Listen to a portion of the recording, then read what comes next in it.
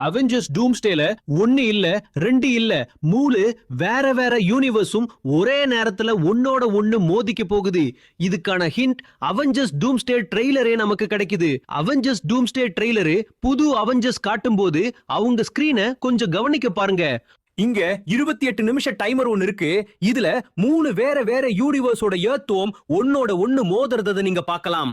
இந்த மூணு இன்னும் 28 நிமிஷத்துல ஒன்னோட ஒன்னு மோதிக்க போகுது. இதுல முதல் எர்த் நம்மோட எம்சியூவோட மெயின் டைம் லைன், அதாவது எர்த் 616. ரெண்டாவது எர்த் எக்ஸ்மேன் யூனிவர்ஸோட எர்த். இதோட பல காட்சிகள் ட்ரெய்லர்ல காட்டியிருக்காங்க. மூணாவது எர்த் ஃபேண்டாஸ்டிக் 4 யூனிவர்ஸோட எர்த். இந்த புது ஃபேண்டாஸ்டிக் 4 படத்தோட முடிவுல வேற யூனிவர்ஸ்க்காக தங்க பிளானட்ல இருந்து தப்பிச்சு வந்ததுங்க. காமிக்ஸ்ல எப்பவுமே 2 எர்த்து தான் ஒன்னோட ஒன்னு மோதும். ஆனா இங்க 3 இருக்கு. இந்த அழிவை தடுக்க தான் ஃபேண்டாஸ்டிக் 4 டீம் தங்க யூனிவர்ஸ்ல இருந்து இந்த யூனிவர்ஸ்க்கு வந்திருக்காங்க.